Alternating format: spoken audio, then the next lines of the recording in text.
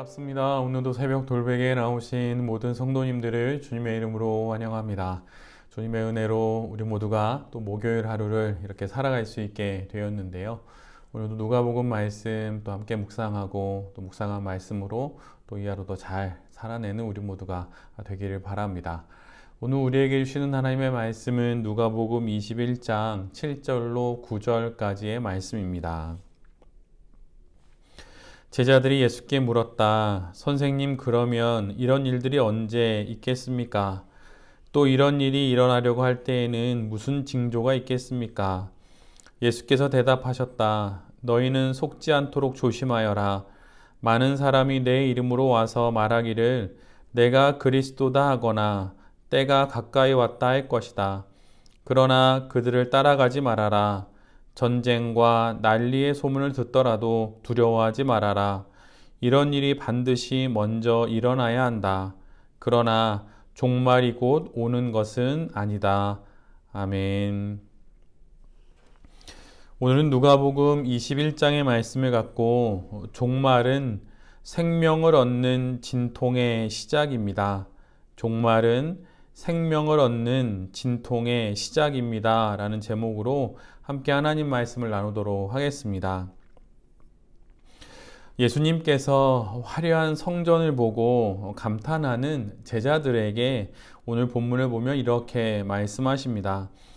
내가 진정으로 너희에게 말한다. 여기에 돌 하나도 돌 위에 남아있지 않고 다 무너질 날이 올 것이다.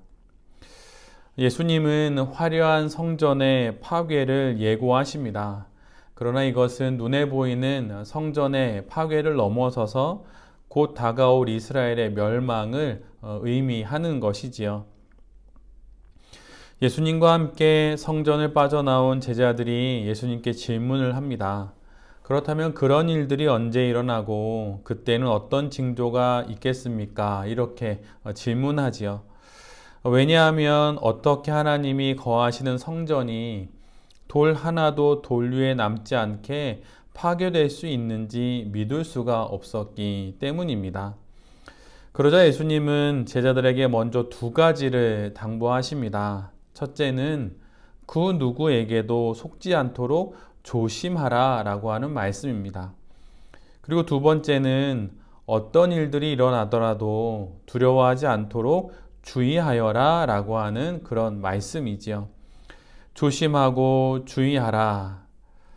조심도 또 주의하는 것도 모두 마음으로부터 시작되는 것이기에 이 말씀을 한 문장으로 바꾸자면 마음을 지키라 라고 하는 잠언의 말씀과 같은 것입니다.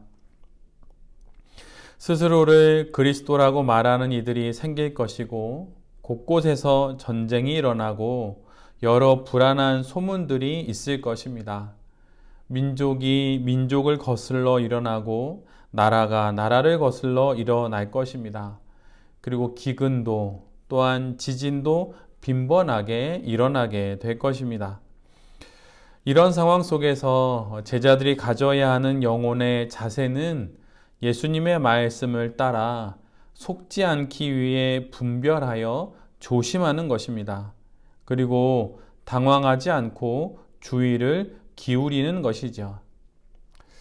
몇 해 전 한국 사회에 얼마나 이단과 또 사이비가 많은지를 보여주는 다큐멘터리가 나온 적이 있습니다. 그 다큐멘터리를 저는 다 보지는 못했는데 일부 나오는 내용만 보더라도 세상 곳곳에 우리가 알지 못하는 사탄의 일들이 또 종말의 징조가 얼마나 많이 있는지를 우리 모두가 알게 됩니다. 이런 것을 보면 어떤 마음이 드십니까? 대부분 보면 불안하게 되고 또 불안이 커지면 두려움까지 갖게 됩니다. 그런데 이런 사태와 또 사건들 앞에서 성도들이 먼저 가져야 하는 마음을 예수님께서 먼저 우리 모두에게 명확하게 말씀해 주십니다. 깨어 조심하고 깨어 주의하라.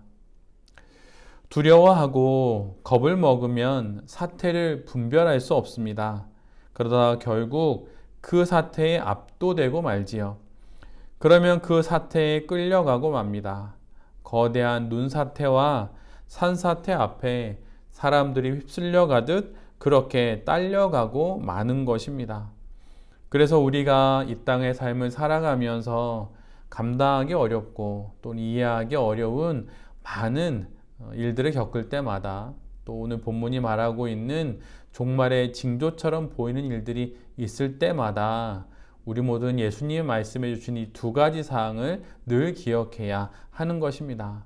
놀라지 말고 두려워 말아라. 그리고 주의를 기울이라. 깨어 차분히 분별하면 결국 모든 것들은 드러나게 되어 있습니다. 사탄의 주무기가 무엇일까요? 그것은 늘 언제나 있는 것보다 크게 보이는 것입니다. 과장하는 것이지요. 가진 것보다 더 크게 보이게 합니다. 현재의 상황보다 더 부풀리는 것이죠. 그래야 성도들이 겁을 먹기 때문입니다. 그러니 놀라고 두려운 일들 앞에 서게 된다면 일단 서두르지 말아야 합니다. 서두르면 서툴게 되고 그러다 결국 잘못된 결론에 이르게 되기 때문이지요. 예수님의 이 두 말씀을 잘 기억하십시오. 속지 않도록 조심하라. 당황하지 않도록 주의하라. 마음을 지키라 라고 하는 이 말씀을 우리 모두가 잘 기억하고 또 명심하면서 말씀으로 또한 기도로 우리의 삶의 많은 일들을 잘 헤쳐가는 우리 모두가 되어야 할 것입니다. 오늘 본문에 예수님이 말씀하신 이 말씀의 주제는 종말에 관한 것입니다. 종말은 분명 그 말의 뜻처럼 끝을 의미하지요. 그러나 오늘 본문과 같은 말씀을 기록하고 있는 공간복음의 다른 말씀을 읽어보면 거기에서는 오늘의 이 상황을 다음과 같은 단어로 번역하여 기록하고 있습니다.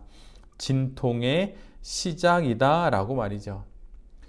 예수님이 말씀하시는 종말은 모든 것의 끝, 이것을 의미하는 것이 아닙니다. 참된 생명을 얻기 위한 어머니의 산통, 그 진통과 같은 것이 바로 종말이라고 하는 것이지요.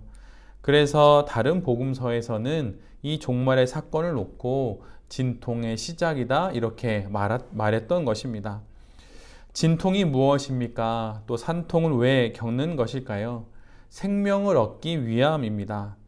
진통도 산통도 생명을 얻기 위한 과정이지요. 그 자체가 목적은 아닙니다. 또한 그 자체가 결론도 아닙니다. 진통과 산통이 고통스럽고 힘든 과정이지만 진통이 두렵고 산통이 두렵다고 장차 얻게 될 생명인 아이를 포기하는 그런 의미는 없습니다.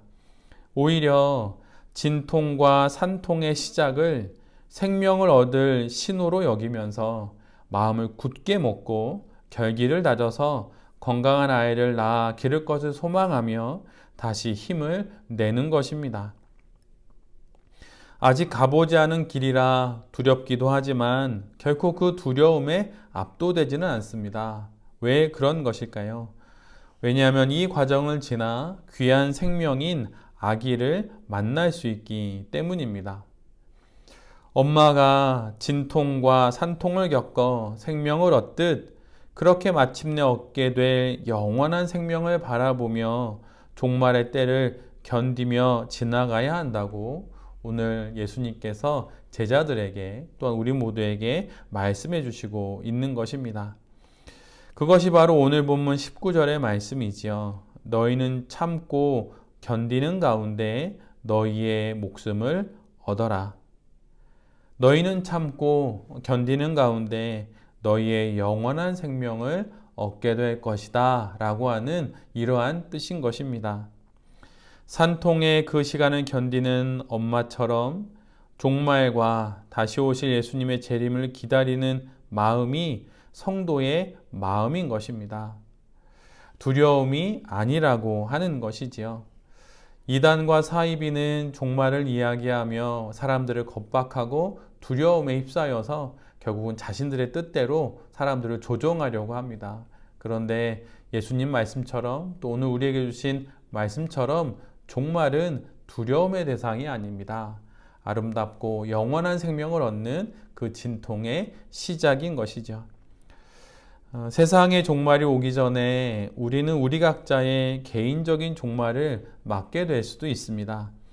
그 종말 앞에서 생명을 얻는 자의 마음으로, 영원한 생명을 얻는 자의 마음으로 그 시간을 지나갈 수 있는 우리 모두가 되기를 간절히 바랍니다.